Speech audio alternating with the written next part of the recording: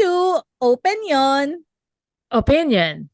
I am Jazmin, your ever opinionated friend. And I am Debbie the Explorer. So we are back for the part 2 of breadcrumbing. For the last episode, I hope we were able to enlighten you the basics of breadcrumbing. Mhm. So now we're gonna dive into more details of breadcrumbing. So first and foremost, why do narcissists breadcrumb their exes? First of all, it keeps you in rotation and sees you as a backup plan. I mean, I've mentioned this in our first episode, diba? Narcissists would always have their supply. So, if the new supply didn't work out, it's always easier to go back to the old supply, Back right? up eh, no? Backup, diba? Oo. That's why they would leave those breadcrumbs so that anytime they want you back, you're there. Abang ka lang, abang. Di Oo. ba?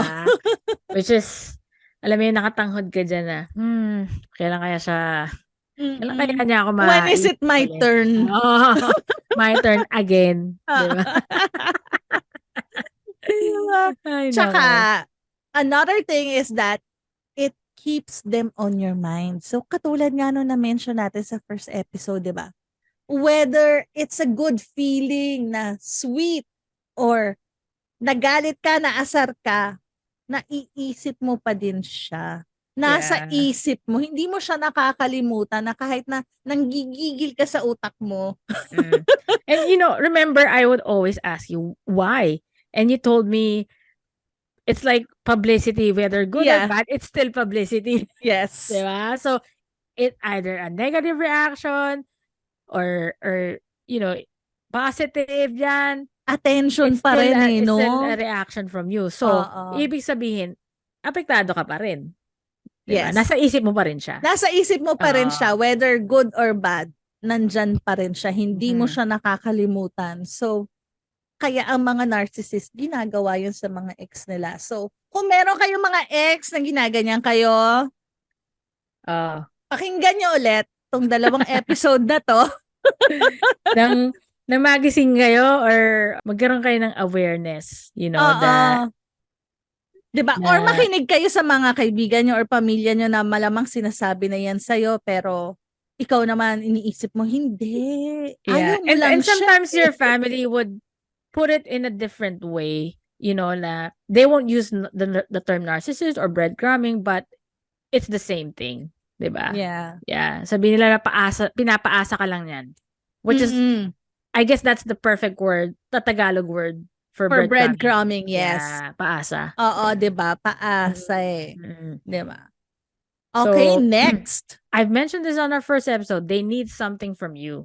'Di ba? If you're no use, bakit ka nila ikikeep? Oo. So, itong need na to, pwedeng material o pwedeng emotional. Emotional, yeah. And usually, it's their ego that needs to be fed all the time. Yan yung major need nila eh. Kaya they always have that supply. Hindi, kung magtataka ka, bakit naka-move on agad si ex? Meron agad bago.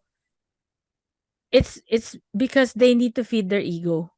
Kasi ikaw na old supply doesn't serve them anymore. Parang either nagising ka na sa katotohanan, hindi na nakukuha sa iyo eh. Hindi ka na ma-manipulate, hindi na, alam niya na wala ka na dun sa ano niya, sa control niya, yun. So, that need can be their need to feed their ego, or maybe their need to have a warm body beside them, or just to hear someone saying good things to her na feeling validation, na, diba? Oo, validation, ganon. right? Na tipong, kailangan marinig kong maganda ako, or, diba? Or maramdaman ko na ganon, and you make me feel that way. Okay, pero hindi tayo. Diba? Parang, ang gulo, diba? Parang, ginagawa kang supplier ng ganong feeling na parang it's supposed to be coming from partners. But then, maybe for some of them, they have different and several Yeah. sources of those supply. Tapos Diba? ang napansin ko pa dito, they wouldn't show it that they need something. They would make you offer. Ikaw Yeah. mismo ang mag-offer Yeah. doon. It's so It's a freaking like crazy psychological that game. yeah, psychological war talaga. Kasi they would know what to say that ikaw yung lalapit para Yeah. mag-offer nun. 'Di ba? Kasi Tipong gusto mo nga na sad kailangan ako. kanila eh. Oo, sad ako ganyan. Gusto So, mo na ikaw na kailangan yung kanila eh. magsasabi na parang, gusto mo ba? Ako na yung sige, ako na bahala dito. O, di ba? So, Yeah. sa'yo nang galing, di ba? So, towards the end, sarili mo pa sisisihin mo. Kaya nga, 'di ba? That's why do sa first episode natin, 'di ba? Most of the time, you feel worse after being with them, you know? Yeah. Sumaya ka ng sandali pero ang kapalit nun, sobrang kalungkutan. Parang yung sinasabi nila na wag ka nga masyadong masaya kasi dyan Baka merong umiyak hindi ka maganda. mamaya. Oo. Gano'n. Ganyan parate when you're with a narcissist. Iiyak ka talaga. May highs and lows, 'di ba? Oo. So meron kang high na sobrang saya ka kasi pagdating mo sa low, pwede mo pa maisip na hindi pero ang ganda ng high namin eh. So siguro pagtiisan ko lang, 'di ba? So hindi mo naiisip na you're actually in this vicious cycle. Yeah. Right? Yeah. So another thing why narcissists would breadcrumb their exes is it suits them after losing narcissistic supply. Let's say, sabihin natin, yung isa sa mga may gusto sa kanila decided to move on. Hindi na sila nakakakuha ng ego supply from that person. Yeah. Ngayon, balik na naman sa'yo. 'Di ba? Parang okay, make me feel good kasi I was really feeling bad or kahit hindi naman in a love aspect. Let's say they lost their ego supply, let's say from another aspect of their life. Let's say career. Let's say nawalan ng trabaho or na-demote or for some reason basta it's not a good thing that happened to them in terms of their work. They lost that part for their ego. So they need to feed it. Na parang yung narcissistic supply na okay, sige, you reassure me, 'di ba, na magaling ako, maganda ako kahit na you'll take care of me or whatever, 'di ba? Yeah, Yung mga again, that validation they need, because I actually heard from one of the psychologists, ang mga narcissists, they don't want to portray they always want to portray themselves as the good, as a good person. Kasi ayaw nila makita nga yung narcissistic side na yun, di ba? When you lose someone, like, or when a relationship fails, ayaw nilang maisip na sila yung dahilan bakit nag-fail yung relationship. So, talagang atat na atat, magkaroon ng bago. Yeah. Diba? Instead of working on themselves, mas gusto niya, for her ego nga, for the validation. And plus, again, they don't want to be portrayed na sila yung bad dahilan. person. Sila yung bad person. Kaya nag-fail yung relationship. And honestly, I think sa mga nakikinig sa atin, honestly, we are not that safe. Parang chances are we have been a narcissist at some point. Yeah. At some point. And I apologize kung meron ako na ganun. Ewan ko, Jazz, ako ba nakita mo akong maging narcissist? Parang hindi eh. Kasi, malay mo. Malay mo, di ba? Parang hindi. I don't want to be presumptive. Yeah, I know, but I'm more of an empathetic person. That's why ako ang laging biktima ng narcissist. Yun. Isa rin yun. To all our listeners. And this is actually an article I read from a psychologist. Yun talagang professional, right? Ang number one victim ng mga narcissists are the empathetic ones. Yung awain. I think at some point I asked you that question. Why do you think, 'di ba? Kasi yun nga, maawain ka, konting suyo lang sa'yo. Yes, Ayaw. nakukuha ka kagad. Nakukuha ka Oo. agad. Marupok. Sorry, marupok po ako. Sa mga marurupok dyan, baka nabi-breadcrumb na kayo. Empathetic and in a way, there's always that one person who always gets me at marupok ako dun. 'Di ba? Yeah. Well, ganyan naman eh. Alam mo kahit si Superman, meron siyang kryptonite. Oo, Yeah. 'di ba? So, kahit na sino kang matalino, magaling, meron kang weakness. And Exactly. sadly, kadalasan ang weakness natin ang ating puso. I know, right? I don't know, madami kasi akong pinagdaanan sa buhay ko, 'di ba? So, alam mo 'yon, merong mga heartaches at merong kapilyahan. So kung nagawa ko man to anyone out there, sorry na. Sorry na. It's your chance to Oo. to send your apologies. As far as I know naman, I apologize to like several people in my past. Pero kung hindi ko pa nagagawa, sorry na. Sorry na. Sorry na. Tao Sorry na, lang. tao lang. Tao lang. At nagkakamali. saka, bata pa ako noon, daming kapilyahan, di ba? I'm sure kayo din naman, hindi perfect, di ba? Well, ako din. I mean, for the people I've actually hurt din, at some point, dahil binalikan ko. Hindi dapat balikan. Ayun, sorry na rin. Ayan. Guys, we just want to let you all know na hindi namin to pinag-uusapan dahil nagmamalinis kami or we think we are better than everyone else. Disclaimer lang, disclaimer. Oo, disclaimer lang. And unang-una din, hindi kami professional. So if you think that you are being victimized or emotionally abused by a narcissist, seek professional help and talk to people around you, your friends, your family, or yun nga, the best professional help kasi they know things that can help you and help you identify it as well. Exactly. Because I've always been an advocate of like mental health and how, it shouldn't be stereotyped when you ask professional help. Because like our brain it's just another organ of our body that needs a specialist, 'di ba? Meron specialist sa puso, sa liver, whatever.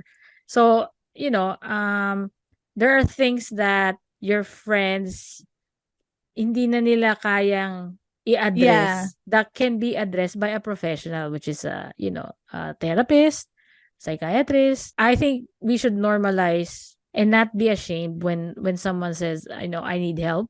And the best advice you could give is that pag hindi mo na rin alam kung ano ipapayo mo sa kaibigan mo, seek professional help because they know a lot that we don't. Kasi pinag-aralan nila yan eh, 'di ba? I myself had to go Huwag seek niyong isipin one, na weakness yun na you are seeking help. It's not a weakness. It's actually those who are strong who can actually identify that this is beyond me. I need help. I need help from my friends. I need help from my family. I need professional help to get through this. So that should be normalized. Part of self-care. Alam mo yun, parang, when you've been in that cycle from in dealing with a narcissist, parang you've neglected a lot sa sarili mo. Oo, kasi nga 'di ba? We have said earlier that in our last episode na mas importante siya kaysa sa'yo. So since gusto mo siya, ang importante rin sa'yo is siya lang. So you neglect yourself, 'di ba? Parang afterthought ka na lang. Para siya muna. Alam mo yung feeling mo na parang basang sisiw pagka basang sisiw. Are we gonna break into a song? Alam mo yung parang alam mo yung tsura alam mo yun nga yung parang nahubaran kawawa habang umuulan pa tapos may MTV ka na gano'n. MTV moment. That's how I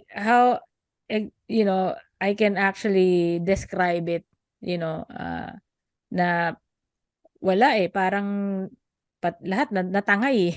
Lahat natangay dahil nga umikot ang mundo mo sa isang tao lang na ang importante lang siya para hindi mawala sa'yo. Diba? At saka yun nga, I mean, we've noticed, like, not just with Debbie, even with other people in my life, na parang, those highs, parang, okay, bubuukin ka. Tapos, parang, kapag tapos na yung high na yon, yung low, para basagin yung binuo na yun. Binuo ka niya para basagin ka ulit. Parang it's all games. Alam mo yun, it's all games to that person, right? To be honest, maybe for that person, they are not thinking that they are doing this deliberately or that this is a game. They may feel like they are just doing what they feel like. Kaya parang, honestly, di ba, ang mga narcissist naman, hindi nila alam talaga na narcissist sila. Yeah. I don't think anybody would come up to you and say, oh yeah, I'm a narcissist. Yeah. Or I'm a narcissist and I need help. You know, like, I mean, sinasabihan mo na nga sila to seek help, pero hindi. Ang impression lang sa, ano problema nito? Kasi it's always you that has a problem, not them. You know, it's a you problem. It's a you problem. Yeah. That's true. Meron pa pala tayong last reason why do narcissists breadcrumb their exes. And this is very important. Ano yon, Debbie? Sa akin mo talaga hinighlight. Yes. It's easier to go back to old supply. Kaya exes. Yeah, yes. Which makes sense, right? They know you so well. You're very predictable. It's convenient. They've already, they know how to control you and manipulate you, right? So, at saka may access na rin, di ba? yeah. So, because going to a new supply would be much more challenging. Starting anew, diba? They need to feed their egos right away. So, kailangan may supply dyan. Right? Baka hindi pa effective dito yon, 'di ba? Parang gano'n. Kapag old supply, parang I know this. Correct, yeah. Exactly. When they look for a new supply, they're not even sure if they can actually penetrate that new supply with their older, antics. Mag-work ba tong pakit na to? Diba? So hence it's easier to go back to the ex, right? Kaya mag-ingat kayo. Although ako naman, madami sa mga ex ko, friends ko, pero hindi ko naman sila ginaganyan kasi friends na lang talaga pero just, kami. May exception ba dyan? Paano pag yung narcissist nagbago na? Or whatever? Paano mo nalaman na nagbago siya? Hindi naman, hypothetical question lang. Pwede bang magbago ang narcissist? Pwede naman. Well, actually, we can talk about that later. But our next subject would be how to respond muna to breadcrumbing. Kasi 'di ba, parang ikaw habang binibreadcrumbing ka, so ngayon na-realize mo na etong ginagawa sa akin itong taon to eh. So ano ngayon ang gagawin mo? Be direct and remember what you deserve. Again, self-worth is important. You don't need validation from anyone. I emphasize it. You don't need validation from anyone. You're good enough. You know yourself. You know what you're capable of. And you know what you can offer. So, hold on to that. Don't ever think that you need another person to say that to you. Yeah. Okay? Tsaka, diba, like for me, kasi as we established, it is in the narcissist terms. Sa terms nila hindi sa kung kailan na convenient sa kanya, hindi sa'yo. So this is the time na for you to set your terms naman. Kung ano ba yung gusto mong magsalita ka, di ba? Magsalita ka, may karapatan ka. Yeah. Tell the person what you expect, di ba? Again, ultimatum, right? I think being direct and remembering what you deserve is that you need to be reminded that you should stand up for yourself. Hindi dahil mahal mo yung tao, hahayaan mong tapakan ka dahil lang gusto mo maging kayo or gusto mo siya, 'di ba? Na nagiging second ano ka na lang or afterthought, not even second not even second choice, pero parang okay naman siguro, 'di ba? So you deserve the best as well. Exactly. Okay, the second one would be to cut off communication. Stop replying. No contact. Oo, no contact. No contact rule, yeah. Gamitin nyo na yung block ng Facebook nyo, ng Instagram nyo, ng lahat, pati sa phone, pati yung phone number, i-block nyo sa email, lahat yan. You have the right to end a relationship if someone is not treating you respectfully. Diba? Yes. And self-care is essential, and that can mean ending the communication. Diba? Parang you choose yourself. You choose your sanity. Exactly, your sanity. Yeah. And a lot of people actually don't get that. Why you have to cut off ties and relationships to help, with your sanity. Not a lot of people appreciate that. Para sa kanila parang hindi nila kailangan gawin yun. Subukan nyo, guys. Subukan diba? nyo. Tapos panoorin nyo yung first episode namin na friendship spring cleaning. It's a game changer. It will change your life. Diba? As we talked about in friendship spring cleaning. Yun nga, friendship pa lang eh. And I guess, especially with exes, even with my exes who are currently my friends, there was a time that nag-cut off din kami ng communication. Because it's not healthy during that time. But afterwards na alam namin we can be good friends to each other, okay na. Okay na. Pero okay lang na mag-block ng tao. Libre yan. That feature is there. Yes, that's there for a reason. It's for a reason, yeah. Kung hindi nyo alam, pwede din namin ituro kung paano mag-block. Okay, shout out to that person who actually helped me how to block. How to block. Because at the end of the day, dun mo makikita if you really matter to this person. Because no matter how you, kahit i-block mo yan, kung talagang gusto kanyang kausapin, that person will find a way. Diba? Yes. Kung di kanya kontakin, naka-move on ka na rin. Diba? Oh, it's always a win-win situation. Kung hindi kanya kinontak, then you know, anong value mo sa tao na to? Hanggang saan lang ang kaya niyang gawin? Oo, dahil ba na-block ka na sa Facebook, hindi mo na alam yung number ko. Kapag hindi ka hinabol, hindi ka kinontak, alam mo na. And lastly, again, seek professional help, okay? Talk with a trusted source. Talk to a friend, family member, or most importantly, a therapist, okay? If you are unsure how to feel about a budding romantic relationship or how to deal with your narcissistic partner, kasi hindi lang ex eh. It could be a husband or a wife, and this person, got you into this cycle. So, ang dynamics ng relationship nyo, it's toxic. But because you have kids, you have these long-term commitments, you have no choice but to be with this person. I can only feel for those people na hindi ex yung narcissist, kundi partner, asawa, di ba? Oo, actually, breadcrumbing can still happen kahit na kayo, di ba? Yung siguro, yung mga ma-identify mo as hot and cold. Yes, di ba? Yes. Yung parang, okay, ngayong araw na to, sobrang lambing niya, pero bukas, parang stranger ako. Yeah, exactly, yeah. So, I mean, seeking professional help will, is good because you can get an outside objective to determine whether someone is taking advantage of your interest or damaging your wellness, di ba? Yeah. So, yung question ko kanina, sabi ko sa'yo, di ba? Pwede ba magbago ang ang narcissist?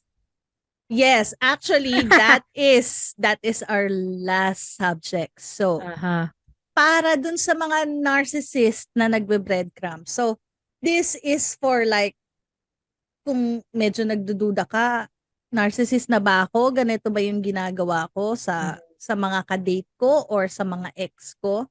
Narcissists can change if they are honest with themselves and willing to change, I Honest guess. and Honest, willing. yeah. Oo. Would be very challenging eh, 'di ba? Sa mga narcissists kasi nga they're never honest with their feelings eh, 'di ba? And with Yeah. themselves. They usually portray that they're this type of person. Yeah. Mahirap, unang-una, mahirap makilala sa sarili mo eh. 'Di ba? Mhm. Kahit tayo naman sa mga ibang problems, minsan hindi natin ma-identify that this is our problem and that we need help, right? Mhm. So, parang just identifying the problem itself, it often takes another person to honestly tell you that and Mhm. for you to accept that. 'Di ba? Na parang, Yes, yes. ay oo nga ano, 'di ba? Minsan And sabihin sa parang, ay nako Debbie, ganito ka. Kapag ikaw naman hindi mo inaccept, ay hindi ako ganyan. I don't know what yeah. you're talking about. Ayaw nila ilabas yung tunay nilang kulay eh. Yeah. Yeah. So ang pinoportray nila is yung ganitong image. And only a few friends will call them out. Alam mo yun? Wala siyang pagkakamali, 'di ba? That's her stand na she's always right. So it's hard for friends to call that person out because she wouldn't accept it kasi walang mali sa ginagawa niya.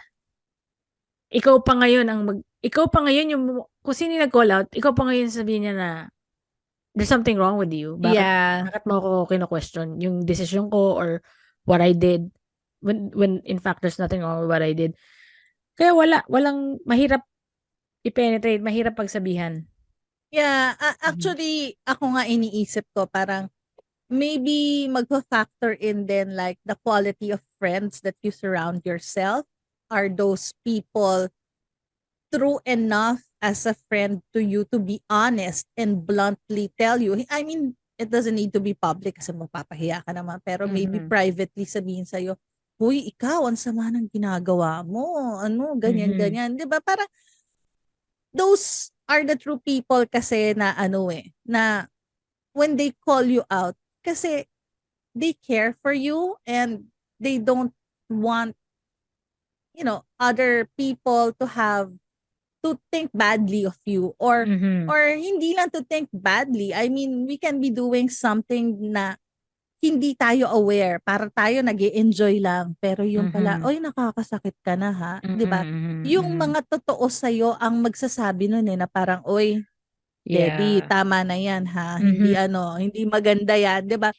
Yeah. And I guess like what you said, it goes both ways.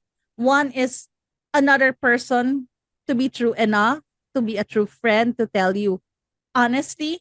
And then the other side naman, ikaw din naman para tanggapin mo yon. So I guess what you were saying kanina is most narcissists would not accept that they have a fault. Yeah. 'Di ba? Kaya doon nahaharang eh. Wala, one way lang. So, Oo.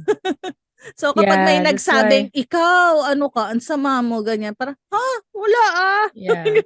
That's why the narcissist also is in that vicious cycle na parang imaginein mo yung dagang umiikot Yung, sa ano. Yeah.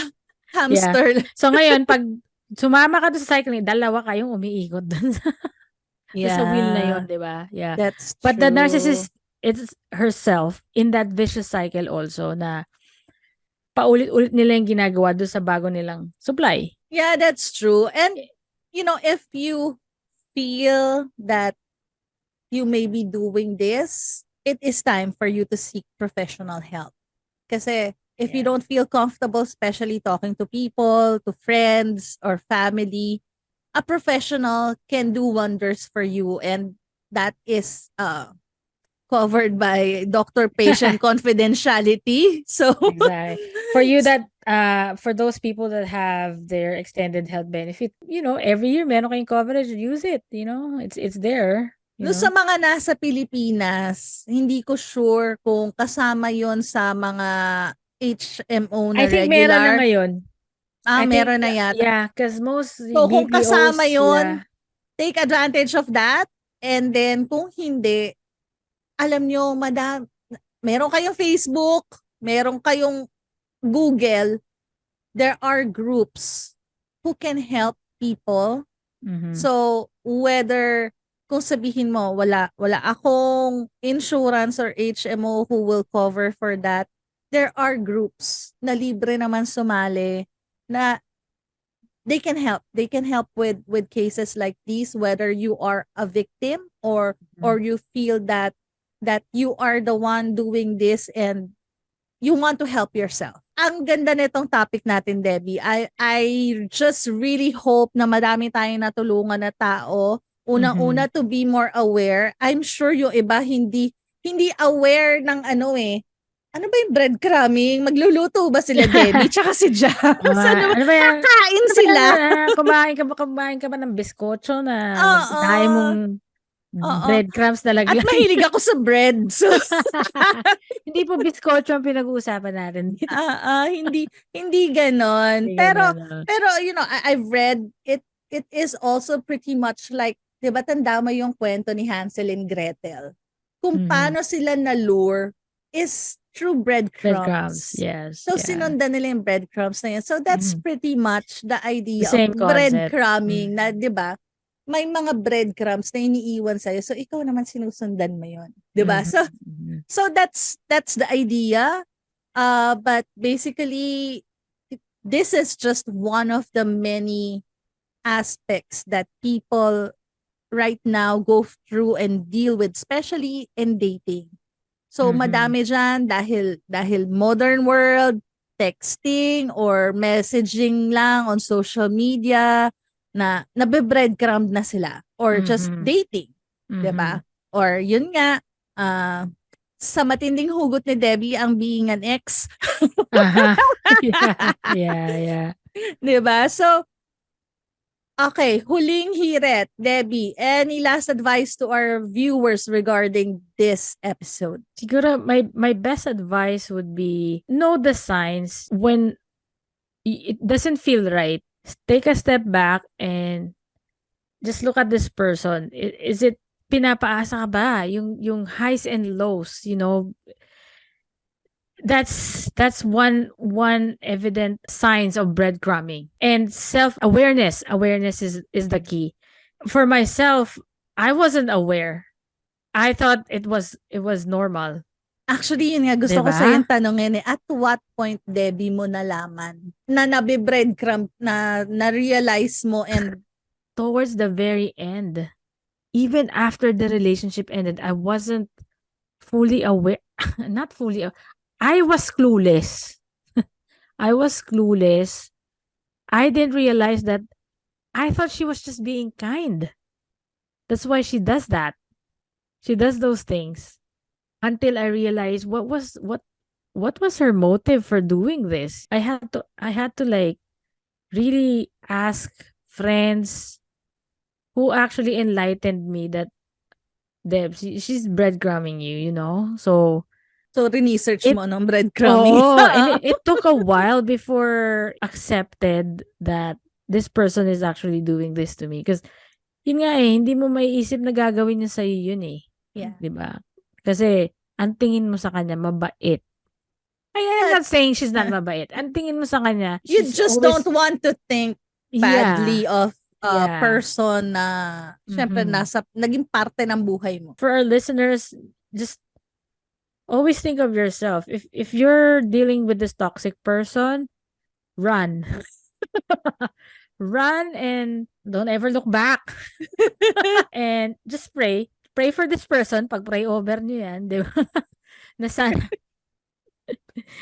sana, she will live or he will live a happy life. And if you have tendencies also of being a narcissist, just think about like, lahat naman tao may emotion Don't take advantage of it, first of all.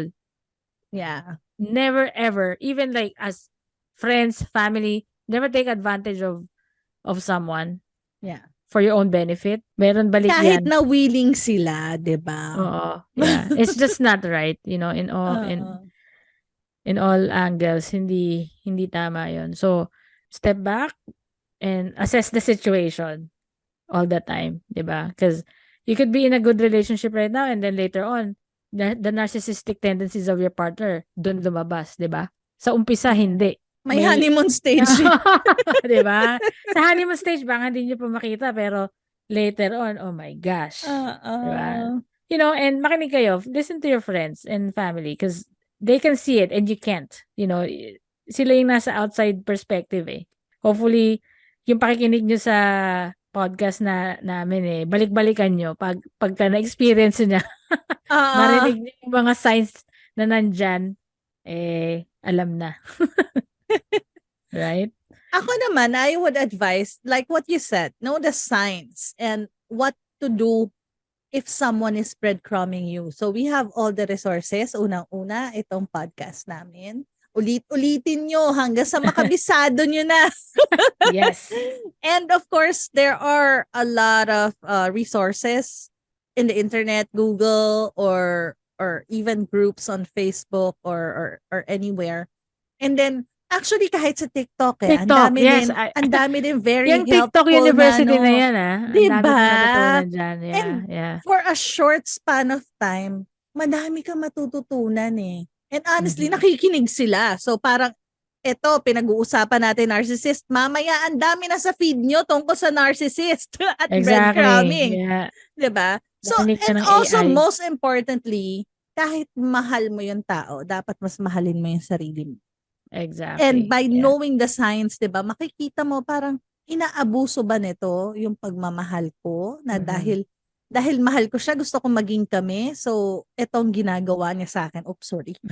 And then for others naman, if you feel na okay, sige.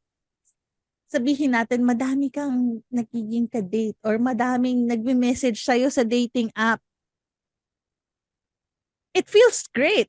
But you have to watch out for yourself and be a little more considerate. I know, ang sarap ng feeling nung ang haba ng hair mo, girl. Oo, di ba? Pero, with that good feeling, isipin mo rin how it is for the other person. Most importantly, wag magpaasa kung wala namang pag-asa. Alam mong never mo naman papatulan to o never na magiging kayo ulit. Huwag ka nang paasa. Yun lang ang masasabi ko. I hope we were able to help even just one person out there. Or enlighten someone who's going through a dilemma or something. They're not sure if this person is actually breadcrumbing. Now, it's confirmed. Yes. After nyo marinig yung podcast. Hindi, tsaka hindi siya kasi maliit na bagay, di ba, Deb? It may seem harmless kasi parang ano lang naman It's a part of the day-to-day dealings with this person. Diba? Baka pakipot lang, gusto niya magpaligaw or alam mo yung nagpapasuyo, ganyan. So, yung mga ganon nyo, kung nagpapakute lang kayo, nagpapakipot lang kayo, this actually crushes the other person's confidence. Diba? Yes. It's always good to think na, what if it was you? Yeah. Diba? Always put yourself in someone else's shoes. What if ikaw yung pinapaasa? Napakarami pong hugot nitong episode na to, mga viewers. Kung alam nyo lang, for sure, madami nang na-edit dito for our own safety. I know, ang dami ko pang gusto ikwento kaso parang malalaman na siya yung pinag-uusapan Oo. Diba? I think alam naman namin, pero, sige, kunwari hindi. Hindi giveaway to, guys. And, honestly, hindi lang naman tayo pertaining to one person. It can be at other points in our lives na na-experience natin yung mga ganyan. I've dated a lot of narcissistic. I mean, meron mga malalim talaga na mga hugot, pero meron yung mga medyo mababaw, pero not exactly harmless na tipong, di ba, katextan mo lang, tapos maya-maya, wala na, hindi na sumasagot, or lalo na yung tatawagan mo, tapos ikaw yung laging nagde-text, never nag-text sa'yo una, di ba? Magtaka ka talaga, pag puro ikaw lang yung nagde-text, tigilan mo na yan. So there are a lot of things to watch out for. I mean, this is not a one-size-fits-all situation. But we just hope that by doing this, people become more aware of these kind of things. Like I know when people were talking about gaslighting, and parang, ano nga ba yung gaslighting? Ano yung ganyan? I know it helped a lot of people understand the situation and realize if they are in that type of relationship or a partner who gaslights them and how to deal with it, because like breadcrumbing, gaslighting is also very damaging and an emotional abuse. Hopefully, eto nakatulong sa madaming tao at sa'yo, Debbie. Oo, kaya nga 'to topic dahil sa akin, di ba? It was such a relief talaga to be out of that cycle. I mean, I can't imagine myself going back to that cycle again. It's very depressing. I don't know. I thought I was okay, but sobrang it damaged me as a person, sobra. And I wouldn't wanna I wouldn't want anyone to go through that. You know? Yeah, these kind of things, you wouldn't want to wish even on your worst enemy. Kasi, alam mo, it crushes you to the core. Ikaw yung pagkatao mo, you doubt everything now, na parang noon naman confident ka, pero parang, is there something wrong with me? Bakit ganito? Diba? Yeah. I hope that this is very educational as well. Although, again, just a reminder, we are not professionals. If you are in a situation like this, please seek professional help. This is only our opinion. In our honest opinion, this is what we think. Opinion lang namin to. We still added insights. Added insight, yeah, exactly. So still seek professional help, okay? Because, 'di ba? Hindi natin alam ang nila pinagdadaanan. So oo, tsaka just consider this like talking to a friend, 'di ba? I'm sure madami sa mga listeners natin na parang humihirit din sila in their own car or in their own privacy while listening to us. And that is really what we want. That we are your friends who would talk about things that would friends talk about. These are things that I would talk to Debbie about and my other friends, diba? So hopefully it helps Debbie. Hopefully it helps you who's listening right now at nakaka-relate. So thank you for listening, everyone. This has been a very fun and educational episode. So watch out for other topics like this that we will tackle and hopefully spread awareness and help people by voicing out our opinions and some little research as well. We are Jazmin and Debbie, your opinionators for today. Signing off. Bye. Bye. Send us your questions, suggestions, or what you think about this episode. Email us at opinionopinion@gmail.com. Follow, like, and subscribe on social media. We are on Facebook, Instagram, TikTok, and YouTube. Our podcasts are published on Spotify, Apple Podcasts, and YouTube.